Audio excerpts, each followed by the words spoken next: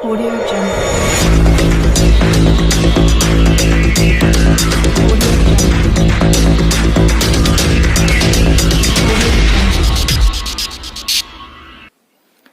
प्यारे बच्चों, स्वागत है आप सभी का बुद्ध स्टडी पॉइंट के यूट्यूब चैनल में। और आज के इस वीडियो में हम लोग बिहार बोर्ड के 9th क्लास के गणित के पहले अध्याय संख्या पद्धति के अंतर्गत घातांक के नियम को पढ़ेंगे और साथ ही उससे संबंधित प्रश्नावली 1.6 को हल करेंगे।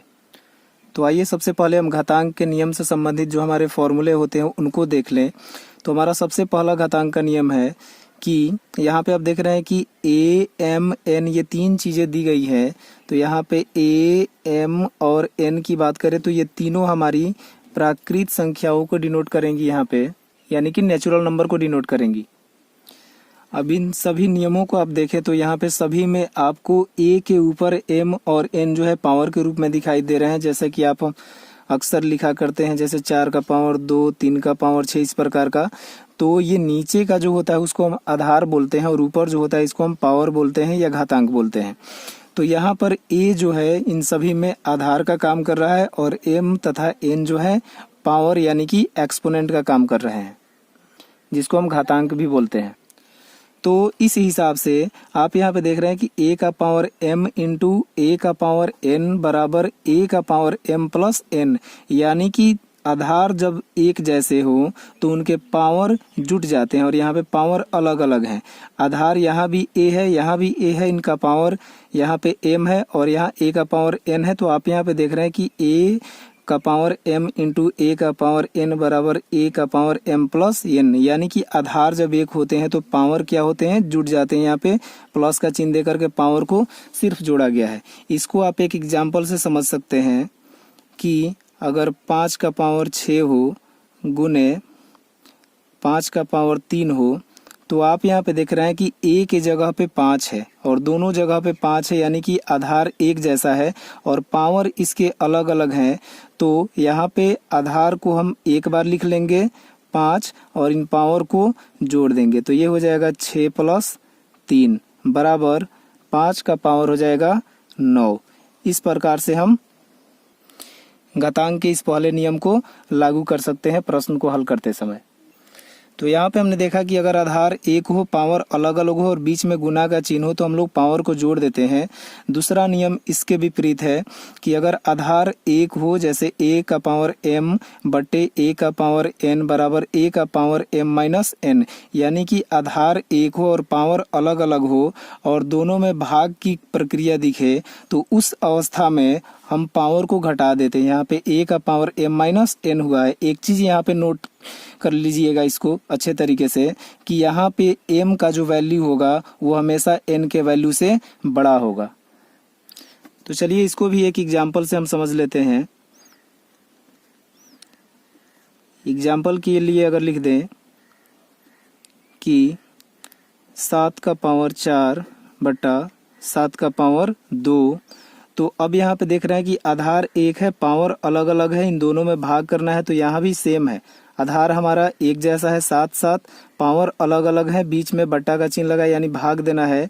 तो इस नियम के आधार पर यहाँ पे ए का पावर m माइनस n हुआ है। तो अब हम यहाँ पे लिख सकते हैं कि 7 का पावर यहाँ m के जगह पे 4 है तो 4 और n के जगह पे 2 है तो माइनस 2, यानी पावर को घटा देंगे। तो अब 7 का पावर क्या हो जाएगा, 7 का पावर 2 हो जाएगा यहाँ पे घट करके। इसको आप और एक्सपेंड कर सकते हैं आगे, यानी कि 7 का पावर 2 आया तो हम 7 गुने 7 बराबर 49 भी लिख लेंगे। ये भी हमारा इस तरीके से आंसर हो जाएगा और यहाँ भी हमारा एक आंसर मिल रहा है। पहले नियम में भी आप चाहें तो 9 बार 5 को लिख करके गुना करके आंसर लिख सकते हैं। तो चलिए अब तीसरे नियम को देखते हैं। और तीसरा नियम यहाँ पे देख रहे हैं कि आधार ए है, उसका पावर m है और फिर से पावर का पावर यहाँ पे n दिया है। तो इस प्रकार की अवस्था में हम क्या करते हैं कि अगर कोई आधार हो और उसके पावर के ऊपर भी पावर दिया हुआ हो तो हम पावर का गुना कर देते हैं। जैसे a का पावर m और इनका पावर फिर n दिया है तो a का पावर m गुने n हुआ है।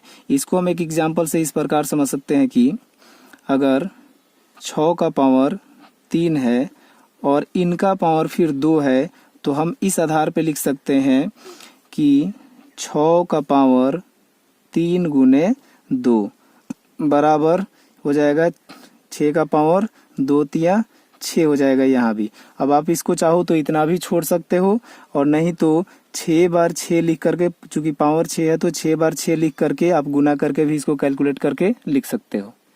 चलिए अब अगले नियम को समझते हैं। और अगला नियम आप देख रहे हैं कि a का पावर m गुने b का पावर m बराबर a गुने b का होल पावर m दिया है। यानी कि यहाँ पे आधार अलग अलग दिया है। ऊपर के सभी नियम में हमने देखा कि a सिर्फ आ रहा था, यहाँ पे a b अलग अलग आधार है, इनके बीच में गुना का चिन्ह है। तो जब आधार अलग अलग हो और पावर यहाँ पे एक जैसा है, a का भी पावर m और b का भी पावर m, तो इस स्थिति में घातांक का नियम कहता है कि आधार का गुना हो जाएगा और पावर को कॉमन के रूप में 1 लिख दिया जाएगा। इसको भी एक उदाहरण से समझने का प्रयास करते हैं कि अगर 8 का पावर 6 हो गुने 3 का पावर 6 हो, तो इस नियम के आधार पर चूंकि आधार में गुना हुआ है तो हम यहाँ आधार 8 है, यहाँ 3 है, तो इन दोनों का गुना कर देंगे। तो 8 गुने 3, और पावर को यहाँ पे दोनों का पावर कॉमन करके लिख दिया गया है, तो दोनों का पावर 6 बराबर है, तो हम भी यहाँ पे पावर क्या लिख देंगे, 6 लिख देंगे। अब ये बराबर हो जाएगा 8 तिया 24 का पावर 6। आप इतना भी लिख सकते हैं, नहीं तो इसको 24 को 6 बार लिख करके गुना करके भी कैलकुलेट कर सकते हैं इसके रिजल्ट को। अब अगला नियम है a का पावर 0 बराबर 1। तो इसमें ज़्यादा कुछ नहीं समझना है, बस इतना याद रखना है कि अगर किसी भी संख्या का पावर 0 है तो उसके बराबर हम 1 लिख सकते हैं। जैसे अगर 10 का पावर 0 है तो 10 का पावर 0 बराबर 1 लिख सकते हैं। 56 का पावर अगर 0 है तो 56 का पावर 0 बराबर हम 1 लिख सकते हैं। अब अगला नियम हमारा है कि अगर घातांक यानी कि पावर जो है ऋणात्मक हो, माइनस के साथ में हो, तो उसको प्लस में करने के लिए हम क्या करेंगे। तो a का पावर माइनस m है तो बराबर किया गया है 1 बटा a का पावर m, यानी कि जब इसको हम पलट दिए हैं 1 बटा a का पावर m कर दिए हैं तो ये माइनस हमारा खत्म हो गया है। इसको हम इस तरह से एग्जाम्पल से समझ सकते हैं कि अगर 15 का पावर -4 हो तो इस आधार पे हम अगर इसको लिखें तो ये हो जाएगा 1 बटा, आप यहाँ पे देख रहे हैं कि 1 बटा लगा हुआ है, तो 1 बटा और उसके बाद में 15 का पावर 4, यहाँ से माइनस खत्म हो जाएगा। ये हमारा एक्सपोनेंट का जो है कि नियम है। तो चलिए अब इन्हीं नियमों के आधार पर हम प्रश्नावली 1.6 के प्रश्नों को हल करते हैं। और प्रश्नावली 1.6 का पहला प्रश्न है कि ज्ञात कीजिए, इसमें 3 अलग अलग प्रश्न दिए हैं। 64 का पावर 1/2, 32 का पावर 1/5 और 125 का पावर 1/3। तो आइए सबसे पहले प्रश्न को हल करते हैं। अब यहाँ 64 का पावर 1/2 दिया है, तो हम 64 को अगर लिख दें कि 8 गुने 8, तो 8 में 8 से गुना करेंगे तो फिर से हो जाएगा हमारा 64, और इसका पावर 1/2 है तो 1/2 लिख देते हैं। अब इस ब्रैकेट के अंदर की बात करें तो यहाँ पे 8 गुने 8 है। अब यहाँ पे देख रहे हैं कि 8 का पावर यहाँ पे क्या है, कुछ नहीं है तो 1 है, यहाँ भी कुछ नहीं है तो 1 है। अब ये दोनों 8 जो है आधार के जैसा हो गया और यहाँ पे पावर 1 हो गया। तो आपको पता है कि जब आधार 1 होते हैं तो पावर उनके जुट जाते हैं।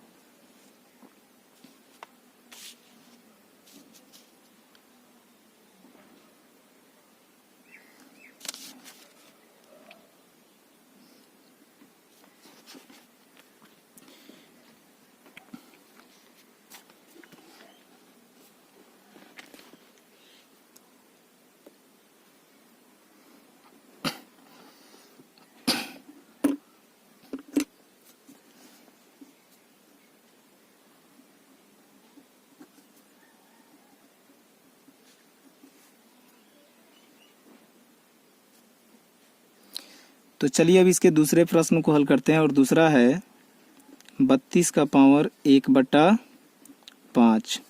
तो अगर 32 को हम तोड़ के लिखना चाहें तो 32 का जब अभाज्य गुणनखंड निकालिएगा तो आप इसको इस प्रकार लिख सकते हैं 2 गुने 2 गुने 2 गुने 2 गुने 2, 2 दूना 4, 4 दूना 8, 8 दूना 16 और 16 दूना 32, और इसका पावर क्या हो जाएगा 1/5।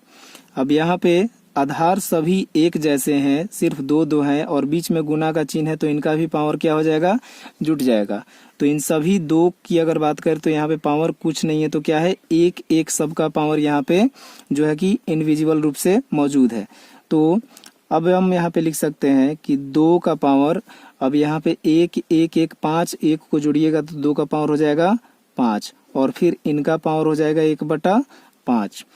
उसके बाद में अब फिर यहाँ पावर का पावर हो गया, तो घातांक का जो तीसरा नियम हमने देखा था उसके आधार पे पावर का जो पावर है इन पावर्स में क्या होगा, गुना होगा। तो हम लिख सकते हैं 2 का पावर 5 गुने 1/5। अब 5 से 5 यहाँ पे कट जाएगा, बच जाएगा क्या, 2 का पावर 1 यानी कि 2। और यही इस प्रश्न का क्या है, आंसर है।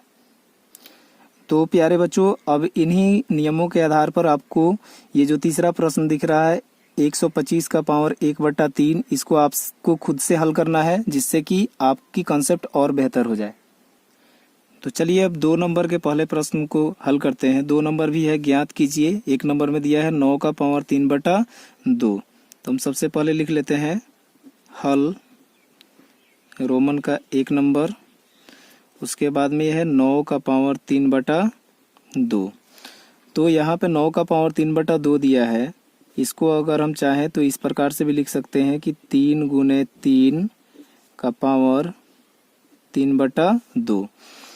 3 तिरिका फिर 9 हो जाएगा। अब यहाँ पे आप देख रहे हैं कि 3 गुने 3 है और आधार भी हो जा रहा है 3 3, बीच में गुना का चिन्ह है। यहाँ पे पावर 1 1 है तो यहाँ पे पावर जुट जाएगा, तो यहाँ पे हो जाएगा 3 का पावर 2 और फिर इसका पावर हो जाएगा 3/2। तो फिर से अब यहाँ पावर का पावर हो रहा है, तो अब हम यहाँ पे लिख सकते हैं कि 3 का पावर 2 गुने 3/2। अब ये 2 से 2 कट जाएगा, तो बचेगा क्या, 3 का पावर 3। अब 3 का पावर 3 है, यानी कि 3 बार 3 लिख करके जब आप गुना कीजिएगा, लिख ही देते हैं 3 गुने 3 गुने 3, तो 3 ये 9 हो जाएगा, 9 तिया 27 हो जाएगा। तो इस प्रश्न का आंसर हमारा हो जाएगा 27। चलिए अब इसके दूसरे प्रश्न को देखते हैं।